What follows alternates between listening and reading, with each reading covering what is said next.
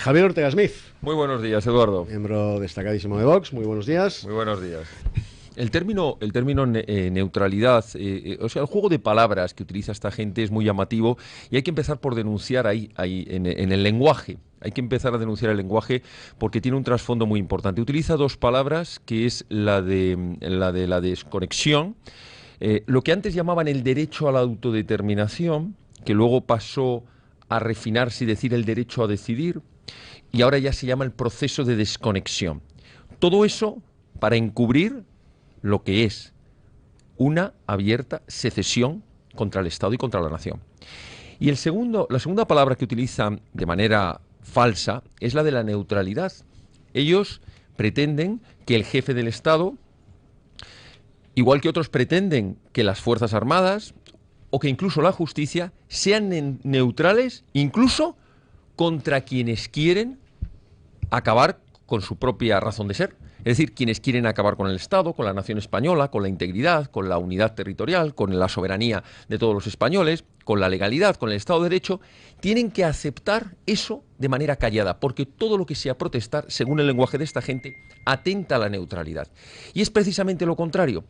Lo que no cabe es una posición neutral, lo que cabe es una posición de oponerse frente a quienes mantienen esto. Por tanto, las declaraciones de un presidente de la Comunidad Autónoma de Cataluña, que hay que repetir hasta la saciedad, que es el máximo representante del Estado en una comunidad autónoma, no solo hay que rebatirlas, sino que hay que ponerles el freno, porque son, en primer lugar, son delictivas, porque atentan al Código Penal, porque incurren en delitos de secesión o pretenden incurrir en delitos de secesión y rebelión. El delito de secesión no existe y el delito de rebelión requiere de armas para hacerse. Por lo tanto, podíamos entrar en ese debate, pero no es exactamente así. Pero podíamos entrar en ese debate, pero está perfectamente tipificado en una de las acepciones que viene, uno de los supuestos que viene en el Código Penal, es precisamente aquel que atentare contra la Constitución y pretendiese cambiar el ordenamiento constitucional. Es uno de los delitos de rebelión y sedición, y la violencia ya ha sido declarada en muchas casas que no tiene por qué ser solo una violencia física,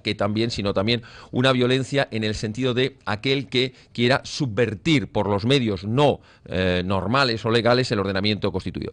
Pero digo que en primer lugar es delictivo y en segundo lugar es ilegítimo, porque la base de todas estas declaraciones termina siempre en un principio, y es el de no reconocer que la soberanía nacional reside en todos los españoles.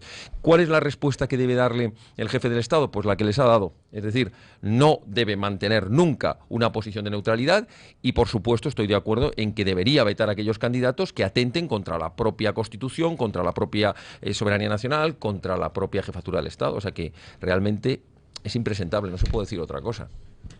Ramón, yo creo que eso a lo que estás alegando tú es que parece que es una persona que tan pronto dice blanco o negro en cada situación, es parte de las armas que utiliza este tipo de gente, que entra dentro de la política. ¿Cómo entienden ellos la política? Y la política la entienden como el arte de lograr unos resultados con independencia de otras consideraciones, como pueden ser pues la ética, como pueden ser pues tener una cierta coherencia en el pensamiento político, y una de las armas es esa, es la mentira, la manipulación. Si hoy tengo que decir que me interesa una cosa, lo filtro para que salga en los medios, mañana digo lo contrario. Si hoy me interesa pactar, pacto. Y no. Es decir, no tienen, en eso no intentemos buscar una coherencia y una lógica. Tengamos claro una cosa, ¿cuál es su objetivo? Su objetivo es llegar al poder. Si tiene que ir por la derecha, por la izquierda, por arriba o por abajo, eso le va a dar igual en cada momento su estrategia política y pondrá en ello todo, incluso a los que tiene alrededor. Ya hemos visto en la historia cómo hace la izquierda, o la extrema izquierda en este caso, con los que tiene cerca. Si tiene que sacrificar a alguno, lo hará, como lo ha hecho con Monedero, por ejemplo. Hará lo que tenga que hacer con tal de llegar a su objetivo. Entonces, bueno, no intentemos encontrar un razonamiento lógico. A lo mejor dentro de 2 días dice lo contrario y es porque le interesa en ese momento. Pero es el poder por el poder. Esto es. No sé si Javier Ortega. Sí, no sé si estará de acuerdo en que una de las cosas que, por lo menos a nuestro partido le preocupa enormemente cuando se escuchan estas amenazas de reivindicación del andaluz, no es tanto por supuesto, el hecho en sí de la amenaza, sino la falta de reacción dentro de la nación, que enlazo con lo que estaba comentando Ramón. Por ejemplo, cuando se eleva a categoría de héroe nacional a personajes indeseables como Blas de Infante, que precisamente abogaban por ese andaluz, o esa recuperación del andaluz, o esa identidad del andaluz, o cuando, por ejemplo, se reivindica o se ataca la mezquita de Córdoba, más o menos como que tenía que expulsarse de ahí a la Iglesia Católica y entregarla en bandeja a los musulmanes.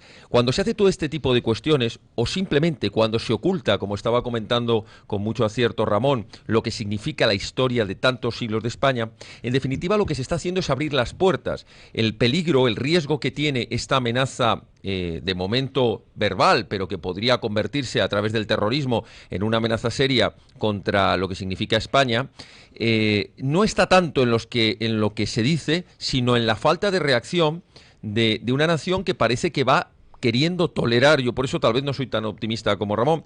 Entiendo que hay un peligro, y el peligro está en no darse cuenta del peligro. Ese es el mayor peligro que hay, el no ser conscientes de lo que significan esas amenazas.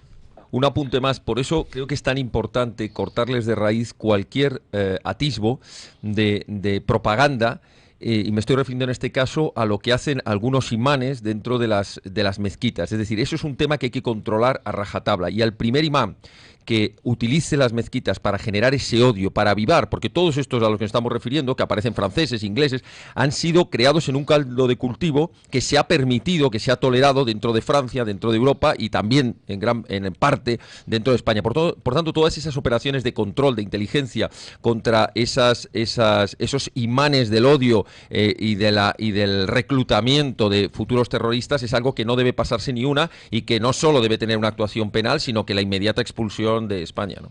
Expulsión de España, a no ser que sean españoles. Entonces, ¿qué se hace? Entonces a prisión. A prisión, ¿la palabra delinque? Sí, sí. Bueno, está el delito de injurias, el delito de calumnias, enaltecimiento del terrorismo y provocación apología del terrorismo. Pero reclamar el restablecimiento del califato. Pues hombre, podríamos entender como que se está haciendo una apología de la muy bien, podríamos entenderlo. Del enemigo, ¿no? ¿Dejamos en manos de cada juez la interpretación de este asunto? No, hombre, tipifiquémoslo. No, hoy no está tipificado esto. Bien, pues ¿Cómo se tipifica en un régimen de libertades que según cuál sea la naturaleza de los mensajes esté prohibido en la cárcel? Existe un delito, Ramón, que es el del enaltecimiento del odio por la condición de origen nacional. Entonces, de alguna manera, es el odio que tienen contra el resto de los españoles por no tener esa condición. Para mí las posibilidades, yo las veo de esta manera, de los 4 partidos que están en liza importantes. Podemos quiere elecciones porque aspira a fagotizar al Partido Socialista y no tiene problema con sus bases. Ahí la cúpula de Podemos no está discutida por la base quién va a ser su líder a la campaña. Esto en cuanto a Podemos. En cuanto a Ciudadanos... Unanimidad soviética. Unanimidad soviética, pero real. Tampoco vamos a decir, ha habido alguna disensión en alguna región, pero creo que no tiene riesgo la candidatura de quién encabezaría esa candidatura de Podemos. En segundo lugar, Ciudadanos, yo creo que es igualmente claro que no desea, es justo lo contrario que Podemos, no desea elecciones, porque evidentemente ya ha tenido que ver un resultado muy poco acorde con lo que esperaba, ha tenido una importante reducción en cuanto a sus expectativas y corre el riesgo de que todavía pierda más a favor del Partido Popular. Y en cuanto al Partido Popular, bueno, y ahí tampoco está discutida quién sería la candidatura a Albert Rivera. Y ahora bien, yo lo que veo es que entre el Partido Popular y el Partido Socialista se produce esta situación paradójica. La cúpula del Partido Popular, en concreto Rajoy y su entorno, quieren elecciones y quiere ser él el candidato. Pero yo creo que realmente hay una gran diferencia con lo que quieren sus bases. Si se hiciera un hipotético referéndum interno dentro del Partido Popular, yo estoy seguro que lo perdería. Buscarían otros candidatos, porque entienden las bases del Partido Popular que Mariano Rajoy y su entorno están más que quemados. Intentarían buscar otra alternativa. No me atrevo a decir cuál es, si es de los nombres que habéis dado, pero intentarían presentarse a las elecciones con una alternativa. Y creo que al Partido Socialista le pasa exactamente lo mismo.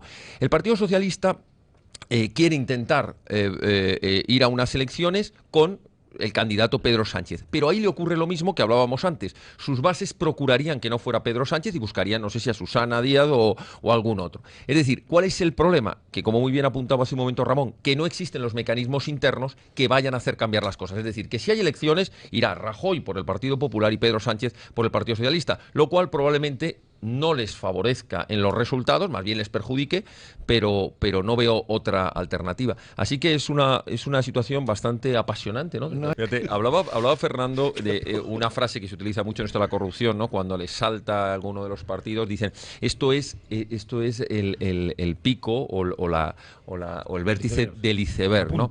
La punta del iceberg. Suena mal lo de la punta después de lo que comentaba antes, ¿no? Claro, pero yo voy a empezar a cambiar el término le voy a decir que esto es como un glaciar más que un iceberg. Esto de los glaciares que cada cierto tiempo empiezan a aparecer los montañeros que cayeron hace mucho, es decir, es una corrupción que viene de muy atrás, que va saliendo, porque los casos no han empezado ayer ni hace 2 años.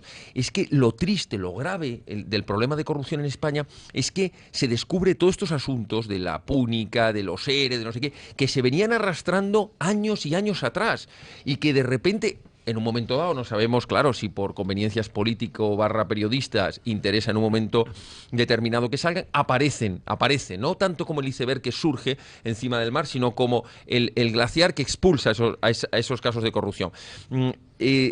Yo escuchaba esta mañana una noticia que me dejaba perplejo, y era, se va a juzgar a Hernández Moltó, que, como recordáis, es el primer caso que saltó de la corrupción en las cajas de ahorro de Castilla-La Mancha. Y yo me puse a pensar, ¿pero hace cuánto ocurrió esto que veíamos en los telediarios? El segundo caso. El primero fue el de la caja de ahorros del Mediterráneo en Castellón. Sí, en Castellón, precisamente. ¿Pero de cuántos años estamos hablando, Ramón? Porque yo he perdido la cuenta. ¿Al principio de la crisis? ¿De qué estamos hablando? ¿De hace? No, sí, antes. De principios del siglo. De principios del siglo XXI. Bueno, tremendo.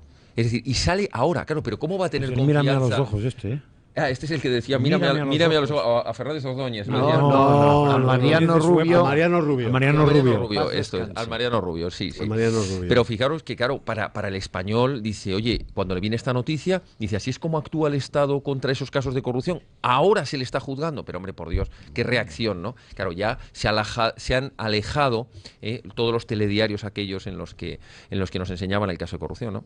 Así no se combate la corrupción, ¿no?